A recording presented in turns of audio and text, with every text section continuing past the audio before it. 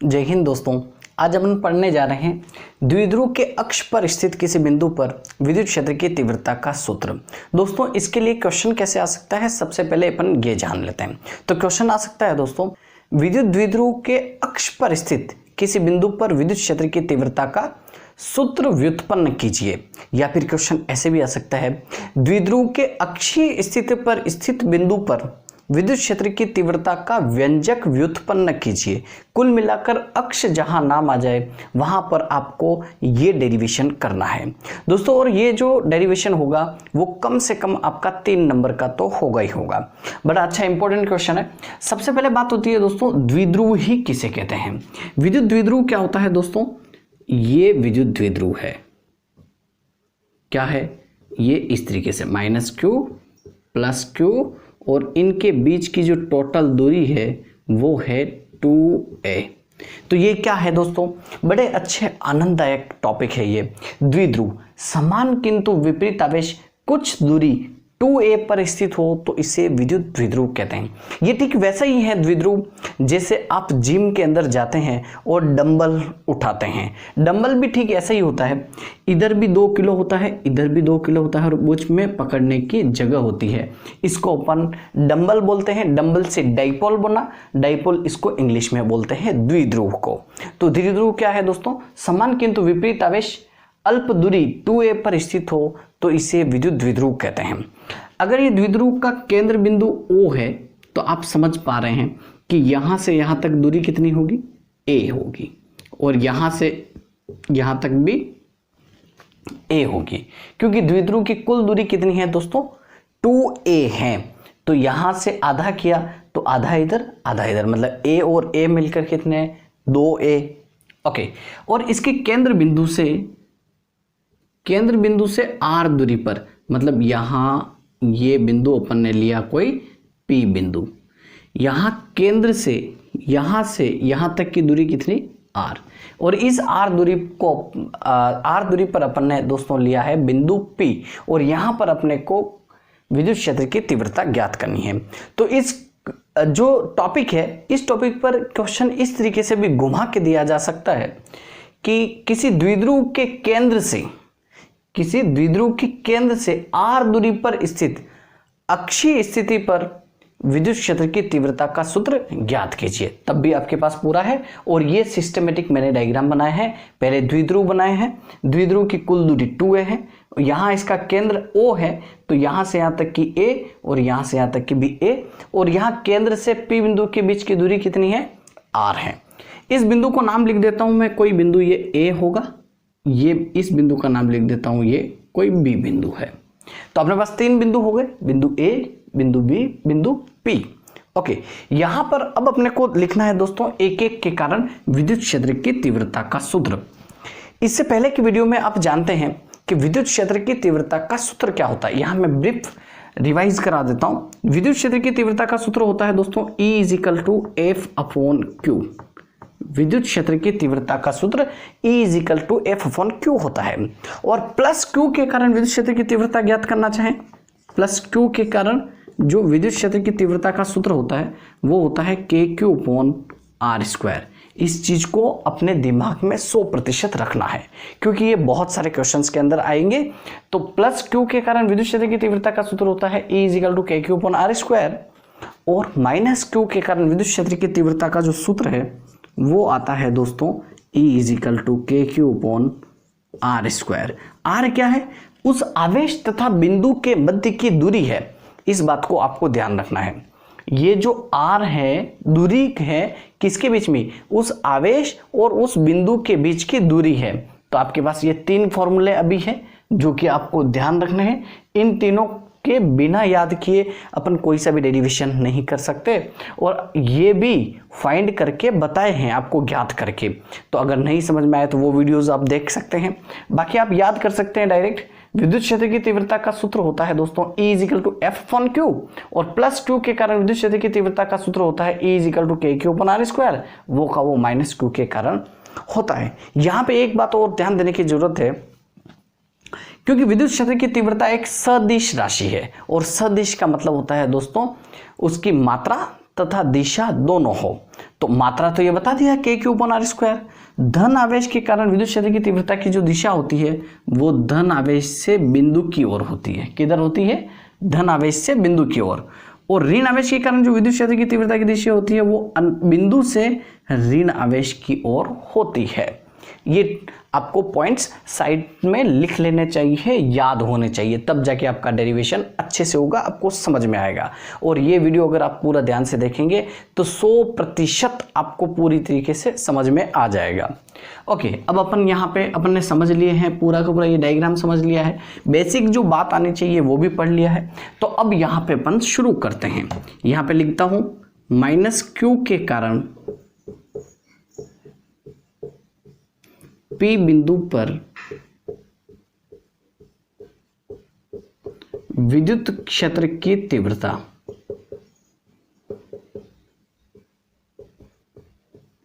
तो यहां पे ये अपन ने पहले ही पढ़ रखा है कि -q के कारण विद्युत क्षेत्र की तीव्रता का सूत्र क्या होता है? k/r²। तो मैं इसको E1 = k/r, मतलब क्या बताया अभी मैंने? उस -q से P बिंदु के बीच की दूरी। तो यहां -q से ये रहा -q बिंदु A पर और ये रहा बिंदु P, इनके बीच की दूरी का स्क्वायर। तो यहां से यहां तक की दूरी कितनी होगी दोस्तों? यहां से यहां तक की दूरी, यहां से यहां तक की दूरी कितनी है? r है। और यहां से यहां तक की दूरी कितनी है? ये दे रखा a है। तो यहां से यहां तक की दूरी कितनी है? r+a। बिल्कुल अच्छी तरीके से आप समझ पाए हैं। तो ये दूरी कितनी है? r+a का होल स्क्वायर। दोस्तों इसके साथ ही मैंने बताया था कि -q के कारण विद्युत क्षेत्र की तीव्रता की जो दिशा होती है वो किधर होती है? बिंदु से -q की तरफ। तो बिंदु कहाँ है? P, और -q कहाँ है? A पर। तो इसकी दिशा किधर हो जाएगी? PA दिशा हो जाएगी। एक बार और दोस्तों ध्यान से आप वीडियो को पुनः बैक कीजिए, वापस देखिए, एकदम डिट्टो आपके दिमाग में छप जाएगा कि ये कैसे हुआ है। कॉन्सेप्ट आपका ये लिखा हुआ है। इस चैप्टर को आपको पढ़ने के लिए, पूरे चैप्टर को पढ़ने के लिए, विद्युत आवेश तथा क्षेत्र को पढ़ने के लिए आपको ये चीजें मेन ध्यान में होना जरूरी है। और इससे पहले 2 से 3 वीडियो है वो आप देखेंगे तो आपके कॉन्सेप्ट एकदम क्लियर हो जाएंगे। दोस्तों यहां तक समझ में आया है तो वीडियो को लाइक कीजिए, और चैनल को सब्सक्राइब नहीं किया है तो सब्सक्राइब कर लीजिए। इसी तरीके से इजीएस्ट फॉर्म में आपको फिजिक्स पढ़ाया जाएगा। ओके, इसको मैं लिख देता हूं समीकरण नंबर 1। ये -q के कारण, इसके कारण यहाँ पे विद्युत क्षेत्र की तीव्रता इतनी है। अब +q के कारण लिख देते हैं, फिर उसको सोल्व कर लेंगे, अब वही अपना आंसर हो जाएगा।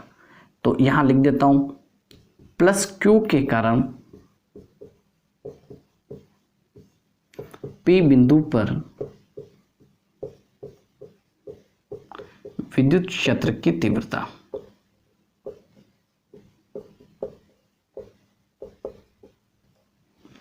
अच्छा, ये PA दिशा, PA इधर जा रहा है तो ये एरो लगा देता हूं और यहां लिख देता हूं E1, और E2 लिख देता हूं इसको +q के कारण।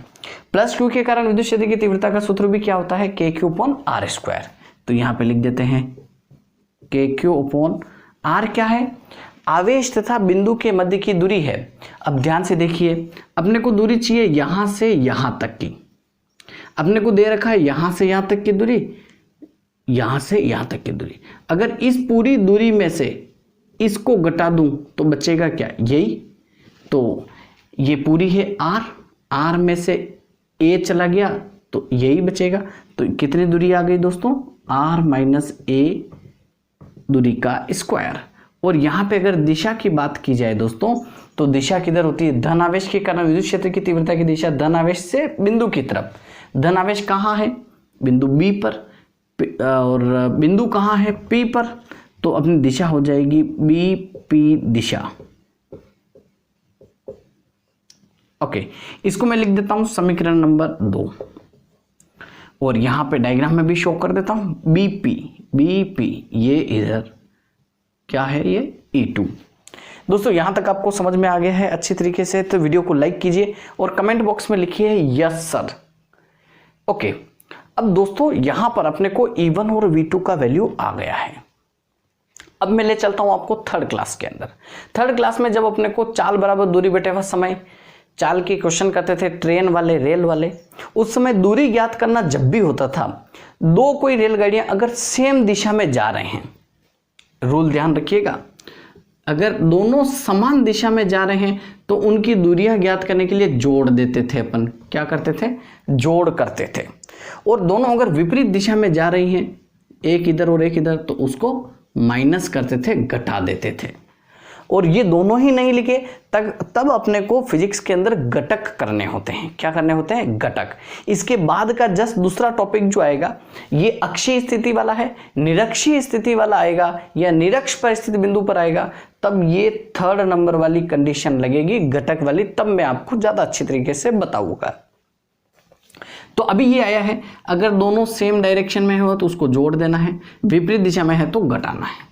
अब यहां आप देख पा रहे हैं एक इधर जा रहा है, एक इधर जा रहा है, मतलब विपरीत दिशा है। और विपरीत दिशा में होने पर क्या करेंगे दोस्तों? माइनस करेंगे। अब किस में से किसको माइनस करें?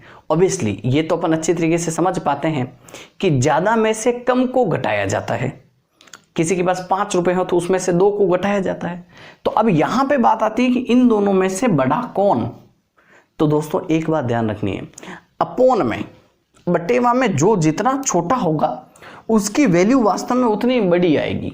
तो देखिए ये r प्लस है, मतलब r में a जोड़ा गया है और यहाँ r में से a घटाया गया है। यहाँ घटाया गया है मतलब E2 ज्यादा होगा, तो यहाँ पे लिख देता हूं मैं E2 is greater than to E1। ये मुंह जिधर खुला रहता है वही बड़ा रहता है, तो E2 की तरफ खुला है तो E2 बड़ा है, E1 छोटा है। तो अपने पास P बिंदु पर विद्युत क्षेत्र की तीव्रता कितनी आएगी? E is equal to E2 minus E1। यहां तक कोई दिक्कत दोस्तों? समझ आया है आपको? अब मैं ये जो आपका बेसिक नॉलेज के लिए मैंने यहां लिखा था, इसको मैं मिटा देता हूं, इनको भी। और आप चाहें तो स्क्रीनशॉट भी ले सकते हैं, आप चाहें तो बाद में आराम से लिख भी सकते हैं। ओके, समीकरण 1 और 2 से E2 और E1 का जो ये वैल्यू है, ये E1 का वैल्यू ये है, E2 का वैल्यू है, ये यहां लिखना है। तो यहां पे मैं लिख देता हूं समीकरण 1 व 2 से, तो समीकरण 1 और 2 से क्या? E1 और E2 का वैल्यू लिखना है। तो E इज इक्वल टू यहां E2 का वैल्यू क्या है? KQ upon R minus A का होल स्क्वायर माइनस E1 का वैल्यू ये रहा KQ upon R plus A का होल स्क्वायर। दोनों में दोस्तों KQ आ रहा है तो KQ को कॉमन लेते हैं। E is equal to KQ क्या बचा? 1 अपॉन R माइनस A का whole square minus 1 upon R plus A का होल स्क्वायर। ओके, जब कोई दो बटे वाली संख्या दे रखी हो तो उसको सोल्व करने के लिए दोस्तों LCM लिया जाता है। क्या लिया जाता है? LCM। आप जानते ही होंगे अच्छी तरीके से, LCM का मतलब होता है दोनों में से कॉमन लेना है या फिर इसको सोल्व करना है। तो अपन सोल्व करते हैं। LCM लेने का आसान तरीका बताता हूँ, दोनों को गुणा कर लीजिए, R माइनस A का होल स्क्वायर और ये R प्लस A का होल स्क्वायर। अब इसको इससे गुणा करना है, R प्लस A का होल स्क्वायर, ये माइनस, फिर इसको इससे 1 से मल्टीप्लाई करेंगे तो यही आएगा R माइनस A का होल स्क्वायर। अब दोस्तों यहाँ पे आप ध्यान से देखेंगे, ये A प्लस बी का होल स्क्वायर बना है, ये A माइनस बी का होल स्क्वायर बना, ये A minus B A plus B. सूत्र याद आता है आपको? A minus B A plus B, तो A square minus B square. आप चाहें तो मैं यहाँ लिख देता हूँ A प्लस बी का होल स्क्वायर गणित के सूत्र है A square plus 2AB plus B square. एक और आता है A माइनस बी का whole square A square minus 2AB plus B square. एक और आता है A minus B A plus B. ये तीनों सूत्र इसमें काम आ रहे हैं, A square minus B square. ये भी आप किसी ऐसी जगह लिख सकते हैं जहां पर आपको ध्यान रहे हर टाइम। ये इस डेरिवेशन में ये तीनों फॉर्मूले अगर मेंशन नहीं करें तब भी चल जाएगा। आपको नंबर कोई नहीं काट सकता। तो यहाँ पर मैं तीनों फॉर्मूले ये अप्लाई कर देता हूँ, तो E इजिकल टू आएगा अपने पास के क्यू ये R square plus 2RA plus A square. ध्यान रखना ये जब कोष्टक खोलो तब आपको बहुत ध्यान रखने की ज़रूरत है, और अपने को इस कोष्टक में ही खोलना है। तो R square minus 2RA plus A square upon ये A minus B A plus B, तो क्या हो जाएगा R square minus A square का, ये देखो स्क्वायर है तो ये स्क्वायर। ओके, अब इस कोष्टक को अपन ध्यान से खोल लेते हैं। यहाँ पे 99% गलत होने का संभावना रहता है क्योंकि इस माइनस की वजह से, तो आपको यहाँ कोष्टक लगा कर ही सोल्व करना है। तो अभी हो जाएगा E is equal to K Q R square plus 2RA plus A square. ये देखिए यहाँ माइनस का है, यहाँ अंदर प्लस का है, तो गुणा किया तो माइनस का आर स्क्वायर, माइनस को माइनस से गुणा किया तो प्लस का 2RA, माइनस को माइनस प्लस से गुणा किया तो माइनस का A square upon R square minus A square का होल स्क्वायर। यहाँ तक क्लियर दोस्तों। अब यहाँ देखिए ये प्लस का आर स्क्वायर माइनस का आर स्क्वायर माइनस का ए स्क्वायर प्लस का ए स्क्वायर। अब 2RA plus 2RA, 2 chocolate plus 2 chocolate कितना होती है 4 चॉकलेट, तो यहाँ पे 2RA प्लस 2RA कितना होगा 4RA। तो E इजिकल टू आ जाएगा अपने पास K Q 4RA upon R square minus A square का होल स्क्वायर। यहाँ तक दोस्तों समझ में आया है। आप चाहें तो यहाँ तक स्क्रीनशॉट भी ले सकते हैं। फिर मैं ऊपर लिखना स्टार्ट करता हूँ। ओके, ऊपर लिखता हूँ दोस्तों यहाँ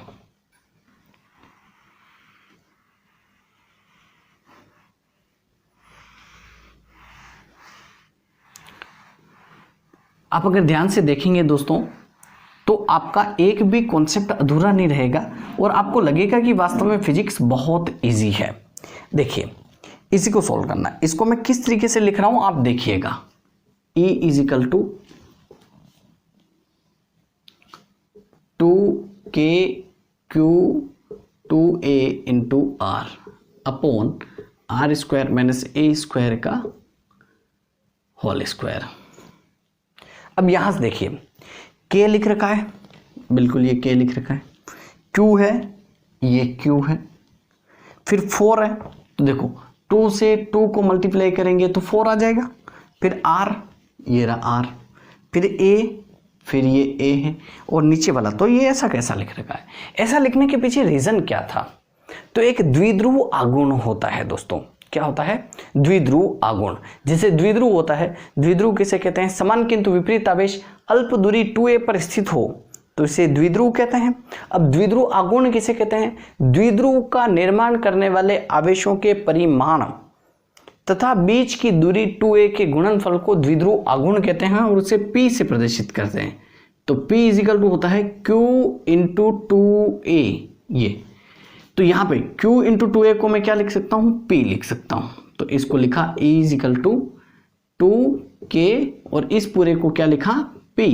बचा क्या? r upon R square minus A square का होल स्क्वायर। इसको चाहे तो आप आंसर कर सकते हैं। और किसके लिए? अक्ष के लिए। क्लियर दोस्तों?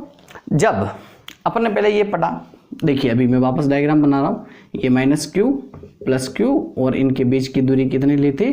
2a और इसके केंद्र को O माना, तो यहाँ से r दूरी पर अपन ने P बिंदु लिया। यहाँ पर अगर ये जो बिंदु लिया, ये जो r दूरी है वो बहुत ज़्यादा बड़ा है a से, तो a को नगण्य मान सकते हैं। कैसे? समझने की कोशिश कीजिए दोस्तों।